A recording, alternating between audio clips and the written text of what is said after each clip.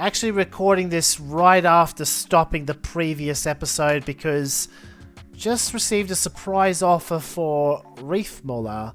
He's part of the Don't Like Blonde clique and he is replaceable. I think for 500,000 euros, I wouldn't mind letting him go. Alright team, we need to talk. What the heck was that? You made Lidjens look like God when he is not him. Gießen, what was going on in that brain in between your two ears? Hafez, Amend, you both failed basic marking duties. And Ludwig, you've been sucking recently. Learn to shoot. With that out of the way, Riefmuller's transfer is finalised.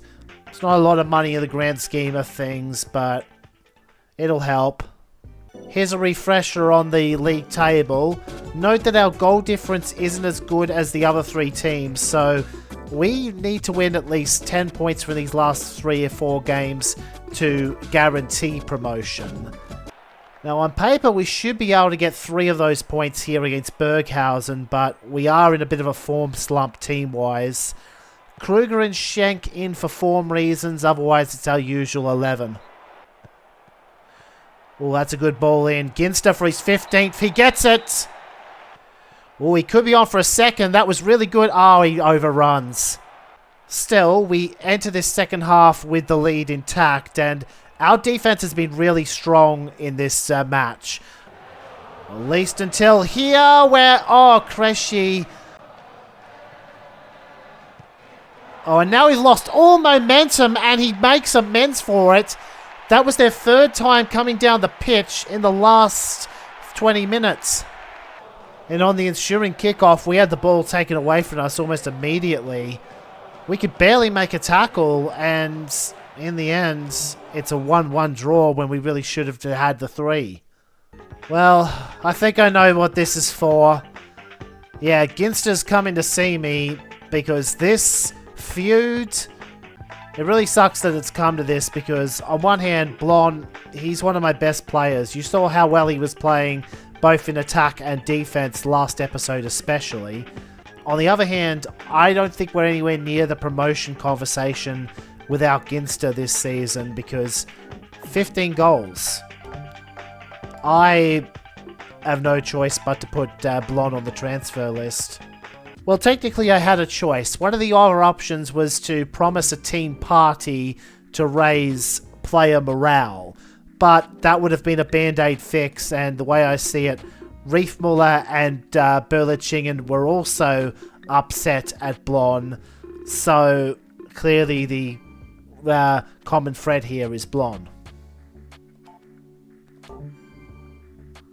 I'm not going to look at the league table. Whatever happens, happens. We just got to win our games.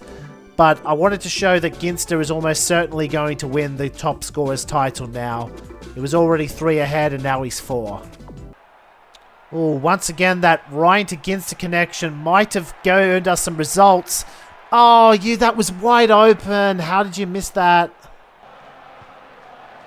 Oh, that's a good one though. The keeper's missed it and Ryan has headed it through. Oh, and Geiger, 3-shot. Then we pile on and that should guarantee the win. Geiger, his first goal of the season. Are we about to make it 3? Oh, it is 3. It was sloppy. But Ginster is on the board too. We snap a slump with our biggest victory of the playthrough so far. 7 shots on target, so you can't say we didn't deserve 3 goals. And I'm still not looking at the league table because I want to slow roll it, but this is actually a mistranslation. Ginster is actually here for a good reason. Yes. Oh. Well, Kruger's going to get an extended run here because Gießen has crocked himself just as I was looking to put him back in the lineup. Definite trap game here against Aachen.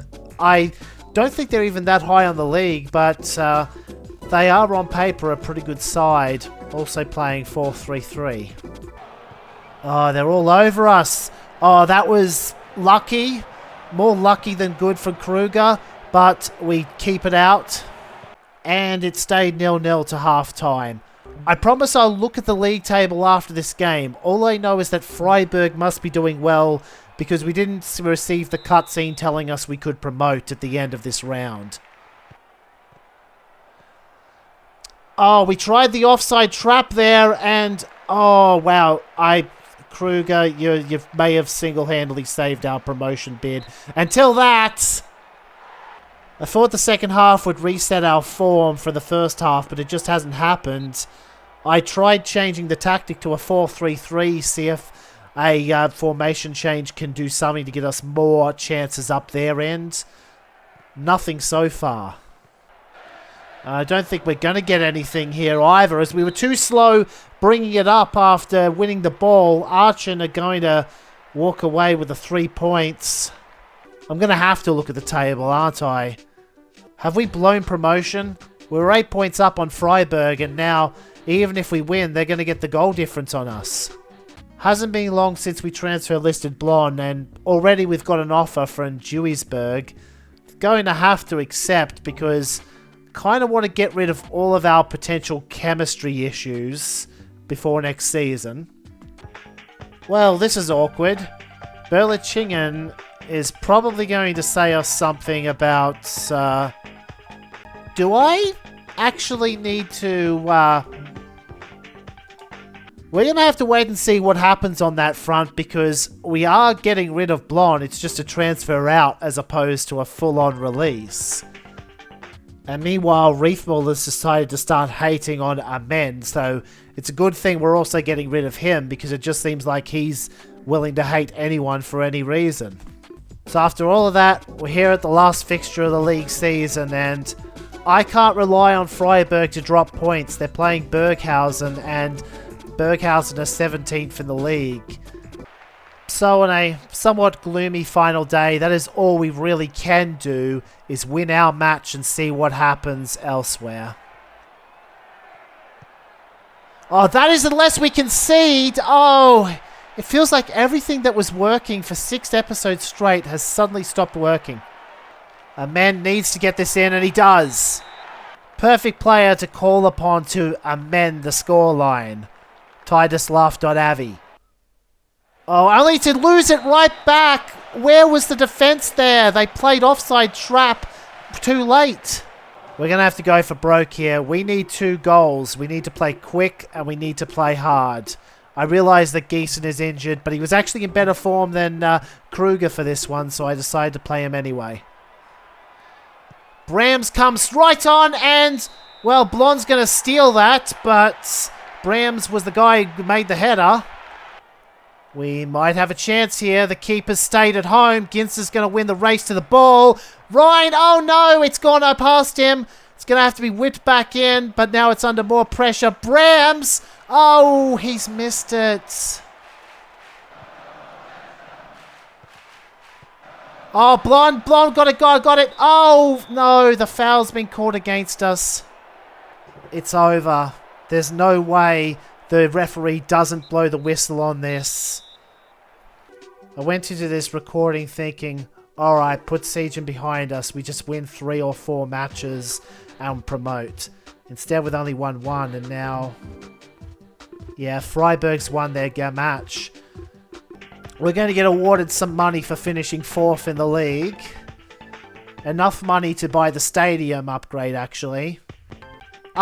Is the game smart enough to understand that me accepting a transfer offer means that I have technically released the guy? Yes, it is.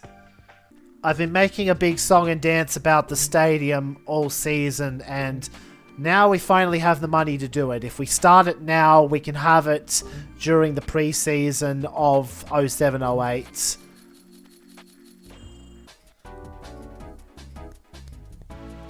June means the off-season, but I still have a little ways to go in this episode. A few things that I can do. As was the case in my Football Tactics and Glory playthrough, I like to go over what's going on elsewhere in the world of football. Bayern, to no surprise, won the league. The only surprising thing is how much they won it by. After a dominant domestic season like that, I would have almost been surprised if Bayern hadn't also won the cup. We already saw the league table, but to recap, Munich, despite their late collapse, did hold on to win.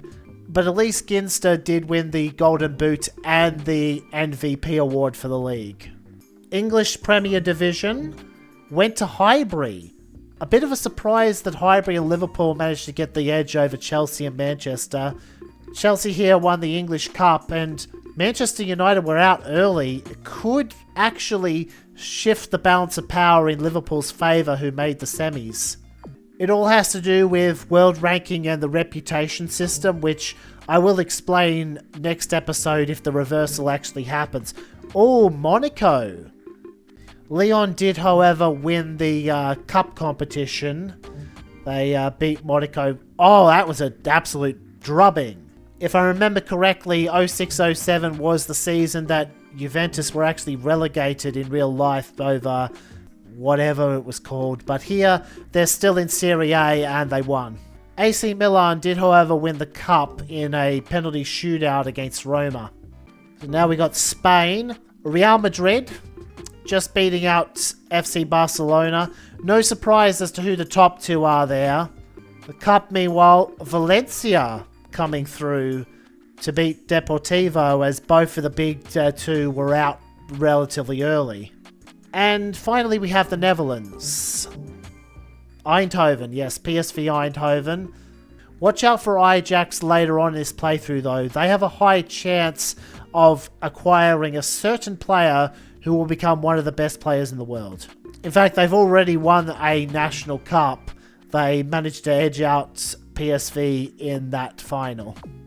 We also have the two European Cups. I'll start with the Club Cup, which is the UEFA Cup equivalent. Knockout phase. PSV doing a Mickey Mouse double. And now the big one. Who took it? Barcelona took it. And one more thing before I sim ahead to the end of the season. I'm actually going to grab Erdmann, because I know the youth coach wanted me to promote him before.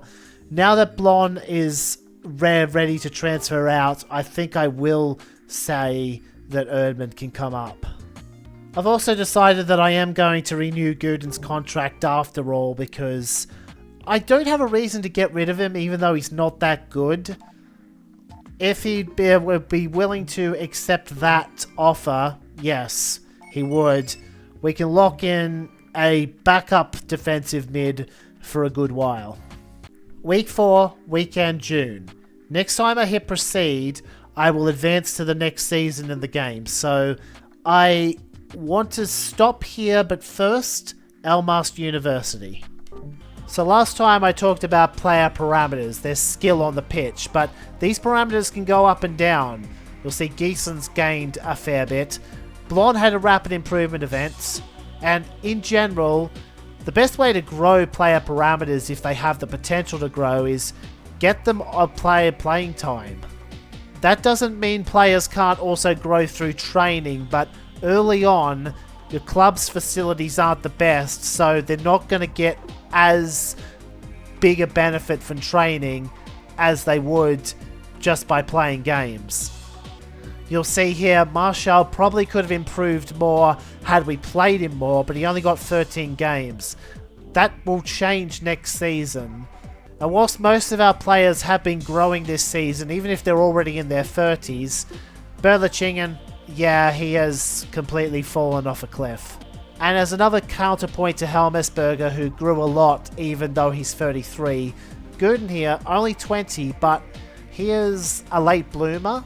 He might grow later on if we don't transfer him out in the interim, but for now, he is definitely a backup.